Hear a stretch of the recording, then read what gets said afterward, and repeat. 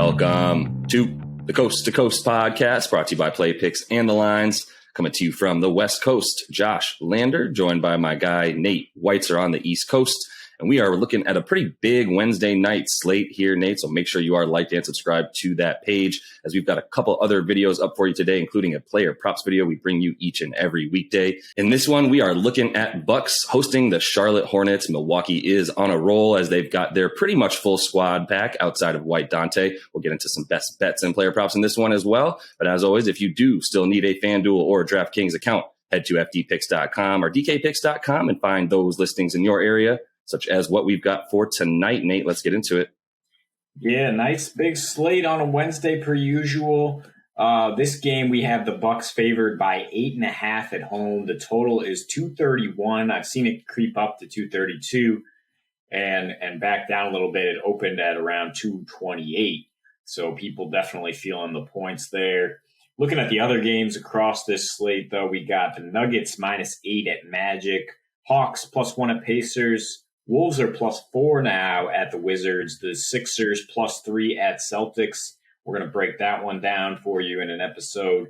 The Cavs are +7 at the Heat. The Rockets +2 in a rematch with the Thunder. Mavs are -2.5 at the Pelicans, and the Kings on a back-to-back +7.5 at the Clips. We're looking at a game that definitely spells shootout, you would think, with the numbers. I know that, Charlotte giving up the most points per game and scoring the most points per game. It's hard not to like an over when they play. I think that it's a little bit of a zig and zag situation where the Bucks are playing so well on both sides of the floor that I would be scared to take an over if they're locked in. If they can actually shut down this Hornets offense. I mean, they're allowing just 96.8 points per game in their last 5 home wins, and they're allowing the fewest points in the paint over their last 3 games. With Charlotte giving up the second most points in the paint in that span, I would rather just target Milwaukee's overall success and look for them to continue the streak.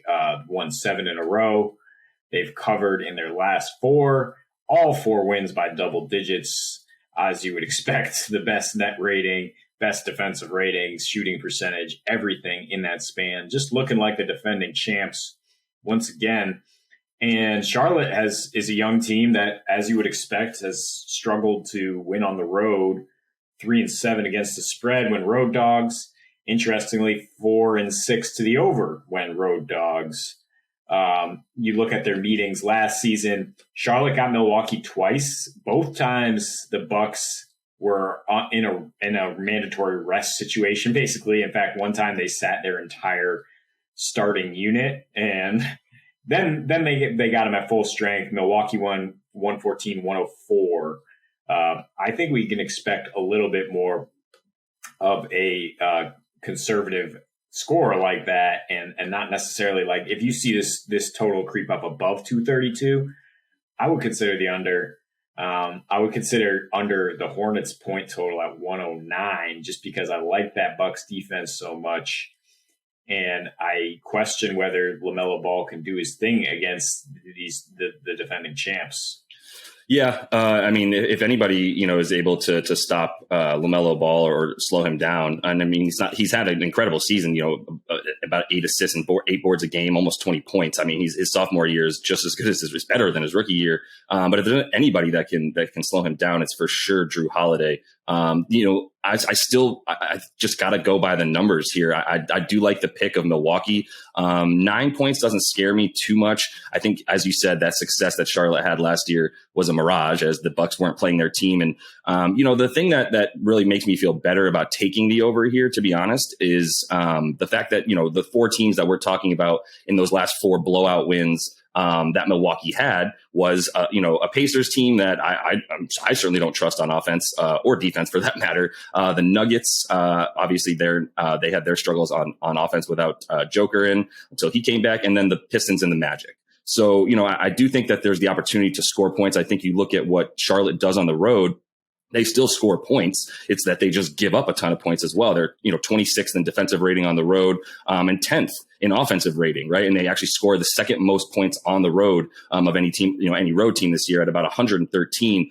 You look at what the Bucks have done in their last 7, because I don't really care what the Bucks record or stats were before their last 7 games, to be honest, until they got Drew Holiday, Chris Middleton back in the lineup, and still waiting on Brolo, but feeling pretty good about at least their big 3 being in. For offensive reasons for sure, but it's on the defense that they've done their dirty work. You mentioned the best defensive rating. They do have the second, or I believe third best offensive rating in that time. But still, it's the defensive rating and the fact that they are giving up those low amount of points that is the reason that they're winning. There's some things that Charlotte can do on offense to get those points. I mean, the other, starting with the fact that they both play at in the last 7 games, they have the second and third fastest pace. Milwaukee playing at the third fastest, Charlotte at the second. Overall for the season, Charlotte's still up there in third in pace overall.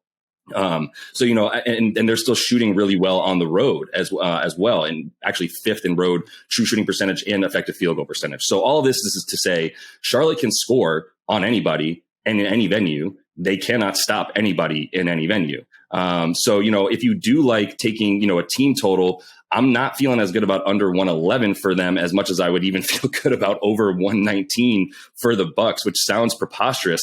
But I do think that they can score on anybody as well. And if you're going to, speed up the game and play into their tempo, give me Giannis running downhill, averaging 30 points at home right now. And a lot of points as a result.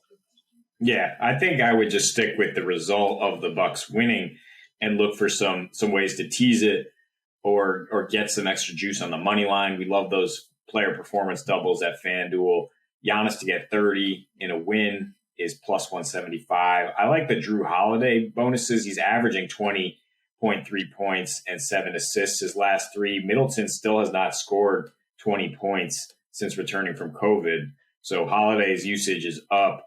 And for him to get 20 points in a win, you're looking at plus 230 there. So that's an intriguing one. I think you can tease this with other games, get Milwaukee to about 4.5. We look at the Heat bouncing back at home against the Cavs, or the Nuggets continuing to roll at the Magic, who can't beat anybody. You can get those spreads down to about 3 or 4 points. I do think the Bucks, when they win, it gets out of hand, though. To your point, yeah, once Giannis gets rolling, and he is on sort of a statement tear right now, they can win by double digits, as they have. But with Charlotte, they actually have 3 full days off after this before going up against Philly and Atlanta and a couple more key meetings. I think they will be locked in to keep this game at least reasonably close after they were blown out by the Bulls. So I would expect kind of a close finish, and I would worry about the 8 points there is the only reason I'm thinking tease it. Or if you feel as confident about the over as Josh, Bucks and over on the money line, and then you get plus 150. Yeah, plus 150 just for that money line for the Bucks and the total. But it does sound like you feel a little bit better about the spread there than the total. I myself will go ahead and do what I love to do, which is just tease both of the Bucks and the over. So tease that down to about 227. Get the Bucks at about 4.5.